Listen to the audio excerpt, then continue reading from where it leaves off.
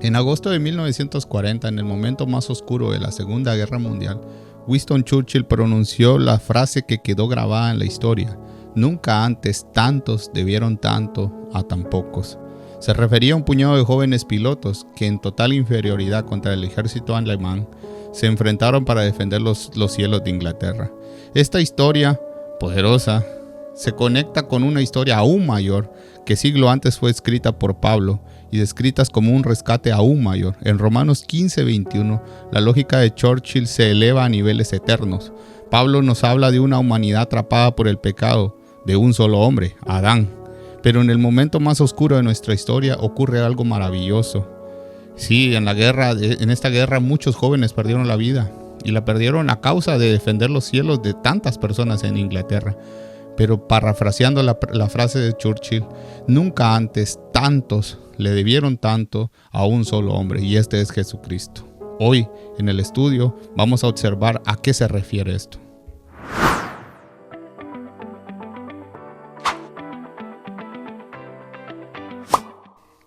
Hola y bienvenidos, amados hermanos y amigos. En el video de hoy nosotros estaremos entrando nuevamente a Romanos 5, dándole seguimiento al video anterior que hicimos para empezar esta segunda parte de ese video, el cual titulamos De Adán a Cristo. La semana pasada nosotros habíamos visto la implicación de tener un representante como Adán, el cual fue el primer representante de la humanidad y por el cual vino juicio a todos. Ahora nosotros vamos a ver la segunda parte y la aún más maravillosa, que es nuestro amado Señor Jesucristo. Así que les invito a que leamos la palabra de Dios. La palabra de Dios la leemos honrando al Padre, Hijo y Espíritu Santo. Amén. Pero el don no fue como la transgresión, porque si por la transgresión de aquel uno murieron los muchos, abundaron mucho más para los muchos la gracia y el don de Dios, por la gracia de un hombre, Jesucristo. Y con el don no sucede como en el caso de aquel uno que pecó, porque ciertamente el juicio vino a causa de un solo pecado para condenación, pero el don vino a causa de muchas transgresiones para justificación. Pues si por transgresión de uno solo reinó la muerte, mucho más reinará en vida por uno solo, Jesucristo, los que reciben la abundancia de la gracia y el don de la justicia. Así que como por la transgresión de uno vino la condenación a todos los hombres, de la misma manera por la justicia de uno vino a todos los hombres la justificación de vida. Porque así como por la desobediencia de un hombre los muchos fueron constituidos pecadores, así también por la obediencia de uno los muchos serán constituidos justos. Pero la ley se introdujo para que el pecado abundase, más cuando el pecado abundó, sobreabundó la gracia. Para que así como el pecado reinó para muerte, así también la gracia reine por la justicia para vida eterna mediante Jesucristo, Señor nuestro. Palabra de Dios. Como veíamos en la introducción, estábamos nosotros iniciando la segunda parte de este video que habíamos titulado De Adán a Cristo. Entonces el título es intencional. Nosotros tuvimos como primer video la parte de Adán, la primera representación de Adán, que nos representó en la caída. Todos pecamos en Adán, era lo que nosotros estudiábamos en los versículos anteriores. Ahora nosotros vamos a entrar del lado de la justicia. Y entrando rápidamente en el versículo 15, dice la palabra de Dios: pero el don no fue como la transgresión. ¿Cuál era la transgresión? Nosotros vimos que la transgresión era una desobediencia a un mandamiento explícito de Dios. Y eso fue lo que hizo Adán en el huerto. Dios le dijo: no comerás de ese fruto, y él lo hizo. Eso era la transgresión.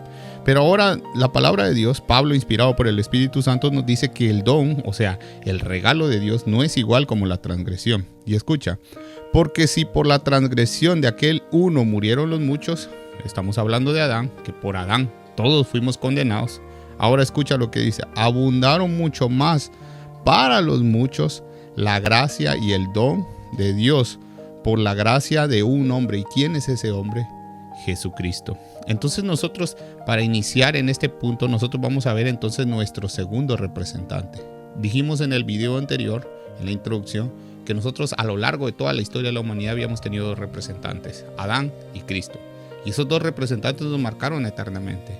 Adán para muerte, por la introducción del pecado, y Jesucristo para el don, para la introducción de la justicia. Nosotros vamos a tener entonces en este primer versículo, en el versículo 15, la superioridad de Cristo. Aunque hay una comparación entre Adán y Cristo, Pablo marca la diferencia en la obra de Cristo. La obra de Cristo es infinitamente superior a la de Adán. ¿Por qué?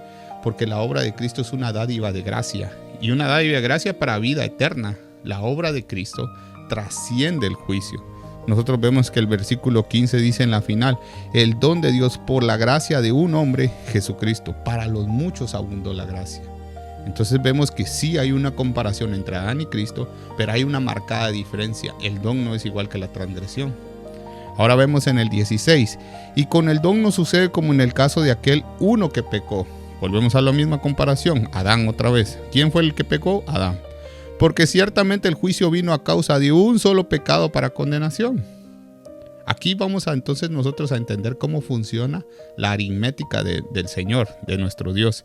Con uno que pecó, vino juicio para todos, la condenación. Pero el don vino a causa de muchas transgresiones para justificación. Y aquí es donde se pone un poco difícil de entender. Nosotros esperaríamos que el versículo dijera: miren, por uno entró el juicio de Dios por el pecado de Adán, y por la justicia de Cristo entró la vida. Eso es lo que nosotros esperaríamos que dijera el versículo, pero no es lo que dice. Dice que en el versículo 16: y con el don no sucede como en el caso de aquel uno que pecó. Pablo va a hacer una diferencia aquí, porque ciertamente el juicio vino a causa de un solo pecado para condenación, pero no se quedó ahí. Nosotros ya vimos la semana pasada que a partir de ahí el pecado se introdujo en la humanidad, y la humanidad siguió pecando. Aún cuando no había ley, cometían pecados, y cuando vino la ley se convirtieron en transgresiones. Pero dice aquí después la palabra de Dios: pero el don, o sea, ese regalo de Dios, vino a causa de muchas transgresiones. O sea, ese montón de transgresiones a la palabra de Dios trajeron como consecuencia el don para justificación. Escucha bien: un solo pecado trajo condenación. Esperaríamos que la multitud de pecados trajeran aún más condenación, pero no funciona así la aritmética del Señor. Nuestro amado Señor dice, el Espíritu Santo dice, que a través de la multitud de pecados vino una multitud de gracia. Si era una montaña de pecados, había una montaña de gracia. Por la gracia de Dios trasciende la multitud de transgresiones. ¡Wow! ¡Qué poderoso mensaje! Y más adelante nosotros vamos a ver que esto no significa que entonces vamos a seguir pecando para que sobreabunde la gracia. Y eso lo hemos visto en un video anterior y lo vamos a volver a ver. Pero yo quiero que te quedes con esto. Así funciona la aritmética del Señor. La condenación, la muerte vino por un solo pecado. Pero la multitud de transgresiones trajeron el regalo de Dios, el don de la justicia. Ahora en el versículo 17 nosotros vamos a ver algo más que va a diferenciar el primer representante del segundo representante. Veamos el 17. Pues si por la transgresión de uno solo reinó la muerte. Escucha bien esto. Aquí va a meter Pablo estos adjetivos de mucho más. Es una comparación entre Adán y Cristo. Dice: pues si por la transgresión de uno reinó la muerte, mucho más reinará en vida por uno solo, Jesucristo. Escucha entonces: por medio de Jesucristo los creyentes no solo recibimos la vida, sino que reinaremos en vida. Es que nosotros al leer esto tendríamos que decir: bueno, pues si por la transgresión de uno reinó la muerte, por la obediencia, por la obra misericordiosa de Cristo reinaría la vida. Eso es lo que nosotros lógicamente pensaríamos que diría el versículo, pero no es lo que dice. Si la transgresión de uno solo reinó la muerte, mucho más reinarán. No dice la palabra de Dios reinó, sino reinarán en vida por uno solo, Jesucristo. Los creyentes reinaremos en vida, porque ahora le pertenecemos a un reino que venció la muerte y al pecado. Ya no estamos bajo el yugo del pecado. Ya la muerte ya no reina, porque nosotros somos seres eternos y que vamos a resucitar un día. Vamos a estar en la presencia de Dios. ¡Wow! ¡Qué maravilloso regalo nos dejó Cristo! Ya nosotros ya no pertenecemos a ese reino del pecado. Tú ya no estás bajo el dominio del pecado. Tú ya moriste a ese viejo hombre y naciste de nuevo con Cristo y ahora reinarás en vida. Pero esto no significa que como un rey vas a tener riquezas, vas a dominar el mundo, o tú tienes que tener Lamborghinis, joyas. Es que yo soy un rey, yo tengo que tener todo, como creen muchos falsos predicadores ahora. Y es lo que le enseñan a la gente, que pierdan el tiempo en vanidades. Como dice en Eclesiastés, vanidad de vanidades, todo es vanidad. Todo en esta vida es vanidad. El Señor nos dice, no hagan tesoros aquí en la tierra donde la polilla y el orín se lo corcomen. No hagas tesoros aquí. Los tesoros están en el reino de los cielos. Tú tienes que pensar, ese reino maravilloso no significa que tú vives como un rey aquí. Significa que la muerte ya no reina en ti, que tú estás reinando en vida. Pero no estás reinando en vida por tus propios méritos. Estás reinando en vida por Cristo. Qué poderoso mensaje. Y no se queda ahí, porque yo quiero que nosotros entendamos esto. ¿Para quién es esto? ¿Quiénes son los que reinan en vida? Y el mismo versículo nos dice, después de que dice que reinarán en vida por uno solo, Jesucristo, escucha bien, los que reciben la abundancia de la gracia y el don de la justicia. ¿Quiénes son los que reciben la abundancia de la gracia? Aquellos que reconocen la abundancia de sus pecados. Tú no vas a entender la cantidad de gracia que tú recibes si tú no te ves tu propia condición.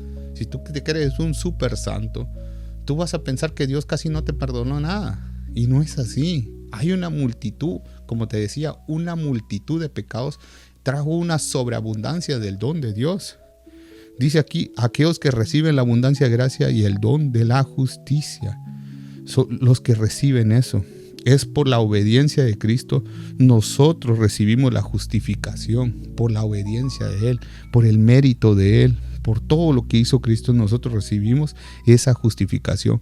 Y en el 19 dice, así que como por la transgresión de uno, aquí viene otra vez la comparación, vino la condenación a todos los hombres. Volvemos a establecer, Adán, la condenación a todos los hombres. ¿Te acuerdas que en el video pasado yo te decía, no hay cómo alguien pueda decir que es salvo sin Cristo? Porque la condenación vino por uno solo, por Adán. Y la humanidad siguió pecando. Y aquí lo deja claro el versículo que Pablo cita. Así que como por la transgresión de uno vino la condenación a todos los hombres. Escucha bien. De la misma manera, por la justicia de uno vino a todos los hombres la justificación de vida. ¡Wow! Jesús no vino a morir en la cruz para que algunos se salven. Lamentablemente, muchos hermanos, y son hermanos en Cristo, creen que la salvación depende de ti. Que Cristo ya vino a morir, pero que al final de cuentas tú tienes que hacer algo para terminar de completar, de salvarte. No, Cristo no vino a morir en la cruz para ver que algunos se salvaran, los que decidieran salvarse. Cristo vino a morir para salvar. Él es salvador. Él no vino a ver si tal vez algunos se salvaban. Él vino a salvar los que el Padre le había entregado desde antes de la fundación del mundo y había escogido para salvación. Es así de claro. Jesús no vino a salvar unos a ver si ellos se pueden salvar. No, Él vino a consumar la obra perfecta para que los que deben de salvarse se salvaran. El plan no falló. Algunos se salvan. No, Él no vino a representar a algunos que tal vez si quisieran. Él vino a representar a los que el Padre le había dado. Y en el versículo 19 nosotros vemos que porque así como por la desobediencia de hombres los muchos fueron constituidos ¿qué? Pecadores, así también por la obediencia de uno los muchos serán constituidos justos. Como te digo, aquí estos muchos que habla Pablo son los que el Padre desde antes de la fundación del mundo escogió para salvación. Tú, si eres un verdadero creyente, si has aceptado al Señor como tu Señor y tu Salvador y tienes un profundo arrepentimiento, esta sobreabundancia de pecado te hace a ti darle una sobreabundancia de gratitud a Cristo. Y ya no vives tú para cumplir ciertas normas y que eso te va a salvar. No, tú vives para Cristo. Ya tú fuiste comprado por la sangre de Él. Tú eres un siervo de Él, tú eres un esclavo de Él. Ya no le perteneces al pecado, le perteneces a Cristo. Pero aún estando en esta tierra, tú puedes fallar porque tú no eres perfecto. Pero eso no significa que tú vivas en pecado. Ya no, mi hermano, ya no estás bajo el reino del pecado. Tú vives ahora con Cristo. Tu vida depende de Él en dependencia del Espíritu Santo. Ahora entrando en el versículo 20, nosotros entonces ahora vamos a ver cuál era el propósito de la ley. ¿Te recuerdas que Pablo ha venido aquí en el versículo 5 hablando sobre los resultados de la justificación, y después Pablo introduce esa comparación entre Adán y Cristo para darle a los judíos el propósito de la ley? Escucha lo que dice Pablo en el versículo 20. Pero la ley se introdujo para que el pecado abundase. Yo creo que esta declaración, en aquel entonces, escrita a una iglesia en Roma, donde había muchos judíos, tuvo que haberles volado la cabeza. Yo no sé si a ti te sorprende escuchar una declaración como esta. Escucha bien lo que dice. Pero la ley se introdujo, la ley de Dios se introdujo para que el pecado abundase. Es que los judíos en aquel entonces, por eso te digo que a ellos les volaba la cabeza este tipo de declaraciones de Pablo. Ellos creían que la ley se había introducido para frenar el pecado. Había una depravación total en el mundo. Y ellos dijeron, bueno, la ley viene para frenar ese pecado. Pero la palabra de Dios nos dice que la ley se introdujo para que abundase el pecado. Y voy a terminar de leer el versículo. Mas cuando el pecado abundó, sobreabundó la gracia. ¿Cuál es el propósito de la ley? ¿Qué quiere decir Pablo aquí? Pareciera ser que está un poco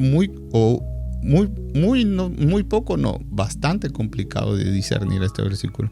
Pero por la gracia de Dios nosotros tenemos la forma de estudiar, y gracias a Dios nosotros ahora tenemos la Biblia completa como no la tenían en ese entonces. El propósito de la ley no fue dada para frenar el pecado como se pensaban los judíos, sino que vino para hacer evidente el pecado, de manera que pudiéramos ver más nuestra evidente necesidad de gracia. La ley de Dios no vino para que por el medio de esa ley tú alcanzaras la justicia. La ley de Dios vino para que fuera el espejo donde tú vieras tu necesidad de un Salvador. El problema no es la ley, mi hermano. Yo sé que nos podemos sentir tentados a decir, entonces, ¿cuál es el problema? ¿El problema es la ley de Dios? Claro que no, la ley de Dios es perfecta. Hay un salmo, el Salmo 139, el salmo entero es dedicado a la ley. Y el salmista dice ahí, oh, cuánto amo yo tu ley. Es maravillosa tu ley, porque sin la ley de Dios nosotros no tendríamos el conocimiento del pecado. Nosotros vimos eso en el video pasado. ¿Qué pasaba en el mundo cuando no había llegado la ley? El pecado estaba ahí, el pecado ya se había introducido la muerte, al mundo, y con él la muerte. La consecuencia del pecado ya estaba ahí también. Todos murieron, desde Adán hasta Moisés. Todos los que estuvieron en ese intervalo murieron. Ellos murieron. ¿Por qué? Como consecuencia de su pecado. Entonces el pecado estaba reinando el mundo, igual que la muerte. ¿A qué vino la ley? La ley no vino a frenar el pecado. La ley vino a hacer evidente el pecado que había en el mundo. La ley es el espejo donde vemos nuestra incapacidad de obedecer a Dios y reconocer que tenemos una profunda necesidad de nuestro amado Señor y Salvador Jesucristo. No vivas tú en dependencia de la ley. Ya no. Es lamentable que muchas iglesias evangélicas de este tiempo, iglesias actuales, contemporáneas de este tiempo, se han ido más a la parte judaizante. Es increíble que las personas caigan en este error una y otra vez. No porque tú creas que estás haciendo más cosas para guardar la santidad de Dios, vas a ser más santo. Es que la santidad no es lo que tú dejas de hacer. La santidad es lo que tú haces para Dios. No vivas en dependencia de la ley. ¿Sabes qué dice en Gálatas? Maldito aquel que depende de las obras de la ley. Así dice la palabra de Dios. Maldito aquel que depende de las obras de la ley. Porque dice que maldito el que fallare uno de los mandamientos de la ley. ¿Sabes qué dijo Jesucristo cuando le preguntaron cuál era el mandamiento más importante? Amarás al Señor tu Dios con todo tu corazón, con toda tu alma y con toda tu mente. ¿Quién de nosotros, quién de los que me están viendo ahí, yo o los miembros de la iglesia a la cual yo asisto, quién cumple ese mandamiento a la perfección? Nadie. Todos lo violamos constantemente. Nadie ama a Dios con toda su mente las 24 horas del día. Nadie lo ama con todo su corazón. Es lamentable. Ninguno de nosotros ama a nuestro prójimo como a sí mismo. Porque si así fuera, no estuviera el mundo como está. Lo que hace la ley es mostrarte la incapacidad que tú tienes para salvarte tú mismo. Tú tienes que doblegarte ante la ley y decir, no, yo no puedo, sin ti yo no puedo, Señor. Ese es el propósito de la ley. Por eso es que es tan chocante este versículo, porque va y destruye nuestro ego y nuestro orgullo. hasta que toda rodilla, hasta que tu rodilla no se doble, hasta que tú no reconozcas tu incapacidad delante de Dios, tú no puedes ser salvo. Tú no puedes ser justificado, porque ¿de qué vas a ser justificado si tú te crees suficiente? Tú tienes que llegar al conocimiento y sentirte merecedor del infierno. Hasta ese punto entonces empieza a obrar la gracia de Dios. Ese problema no está en la ley.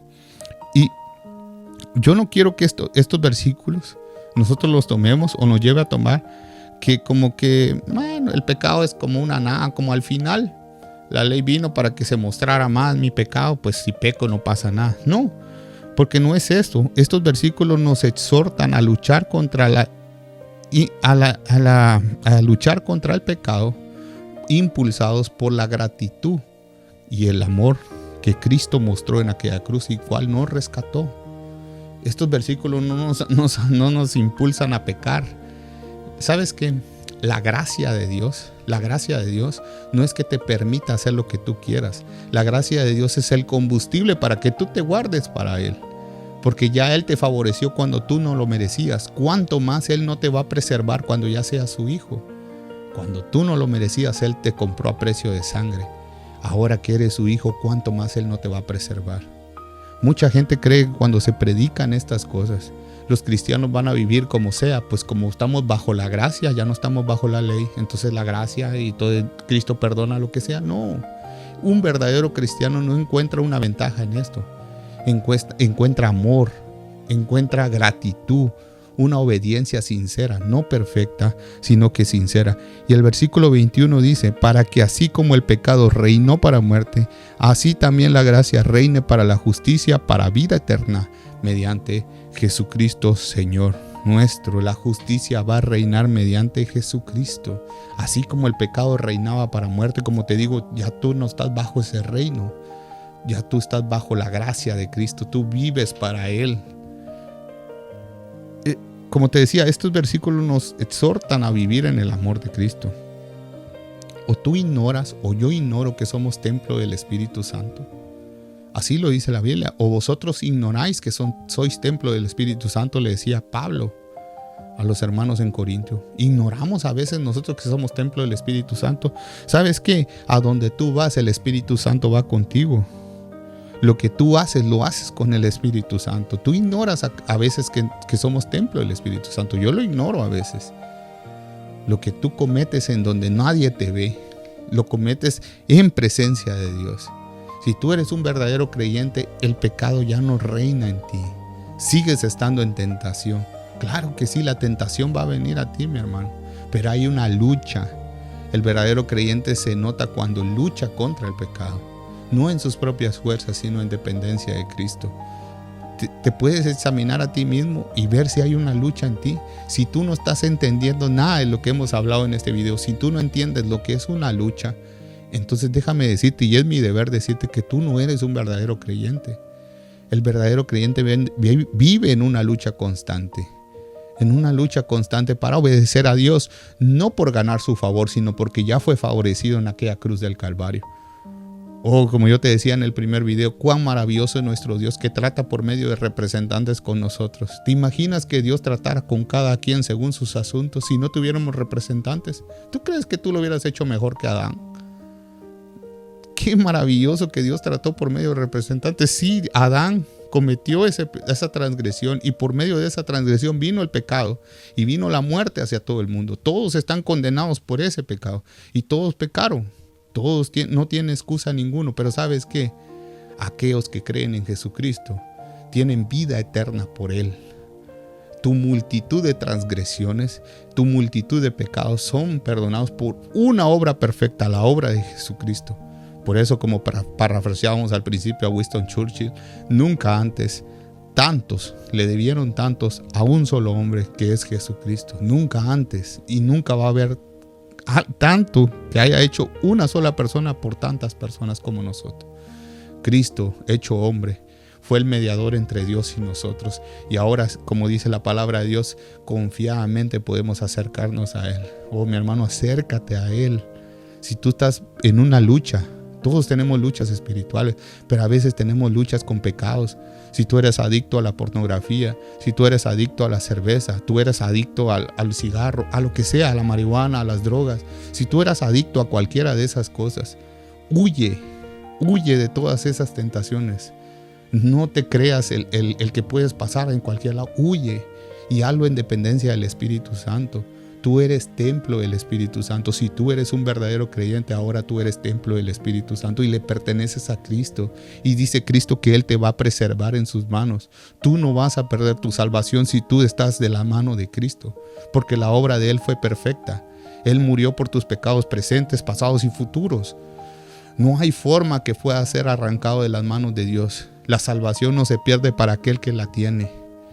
Pero si tú no entiendes esto de la lucha, si tú vives tu vida en dependencia del pecado, si tú dejas que el pecado siga reinando en tu vida, es hoy tu momento para que en dependencia de Cristo tú te acerques a Él y confiadamente te acerques a Él, porque Él es fiel para sus promesas y Él dice que aquel que confesare con su boca que Jesús es el Señor, ese será salvo.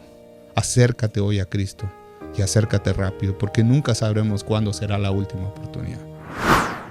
Gracias por llegar hasta aquí. Si este video fue de bendición para tu vida, te invito a que le des like y lo compartas para que más personas puedan tener la palabra de Dios. Y si no has visto los videos anteriores, te invito a que vayas y los veas para que pongas al día en esta serie. Yo soy Luis, este es tu canal El Fundamento de Nuestra Fe y nos vemos en la próxima.